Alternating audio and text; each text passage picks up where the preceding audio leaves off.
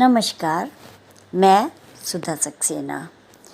जीवन में सदैव बड़ों के, अपने से ज़्यादा अनुभवी व्यक्तियों के अनुभव के आधार पर और वे पुराण, ग्रंथ, परिवार, समाज इत्यादि से सीख लेते हुए ही हम अपने जीवन को सहज और सरल बना सकते हैं।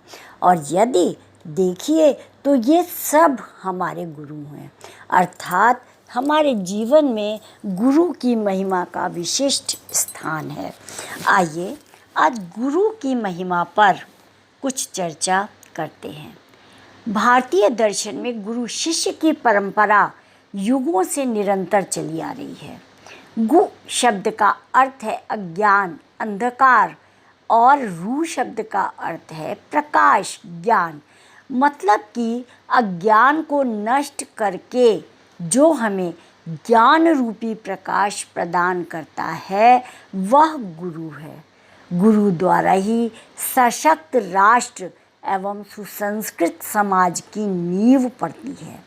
यह अनुभवों एवं ज्ञान के आधार पर अपने शिष्यों को समाज में स्थापित करता है, जिससे वे अपने जीवन में आने वाली कठिनाइयों का सामना कर उन्नति की ओर उन्मुख हो सकें। वास्तव में गुरु के अभाव में एक स्वस्थ एवं सफल जीवन की कल्पना ही नहीं की जा सकती है। मनीषियों का मत है कि गुरु हमारा सच्चा मार्गदर्शक होता है।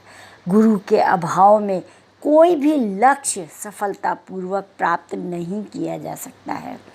वेद व्यास जी ने भी महाभारत में गुरु की महिमा बताते हुए कहा है कि जैसे ज्ञान विज्ञान के बिना मोक्ष नहीं हो सकता, उसी प्रकार सद्गुरु से संबंध हुए बिना ज्ञान की प्राप्ति नहीं हो सकती। गुरु इस संसार सागर से पार उतारने वाले हैं। उनका दिया हुआ ज्ञान नौका के समान बताया गया है। मनुष्य उस ज्ञान को पुकार भव सागर को पार करके कृतकृत्य हो जाता है और फिर उसे नौका और नाविक की आवश्यकता नहीं पड़ती।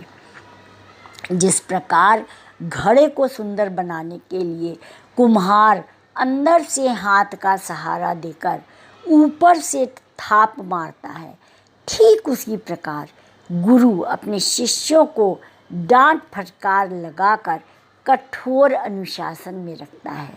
वह हृदय में प्रेम भावना रखते हुए शिष्य को सज्जन और सुसंस्कृत बनाता है।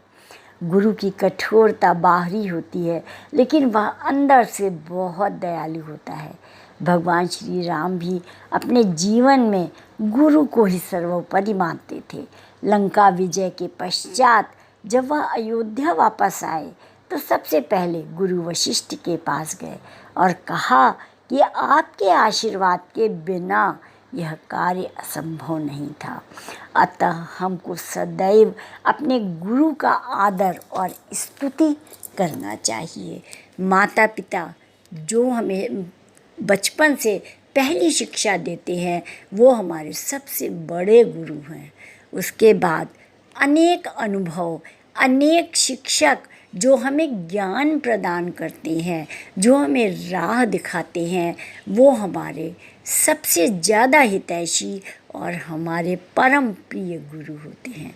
तो आइए हम सब गुरु के चरणों में वंदना करते हैं। आज इतना ही। आप सब ने मेरे चैनल को लाइक और सब्सक्राइब करके मुझे जो स्नेह दिया है उसके लिए हृदय से आभार।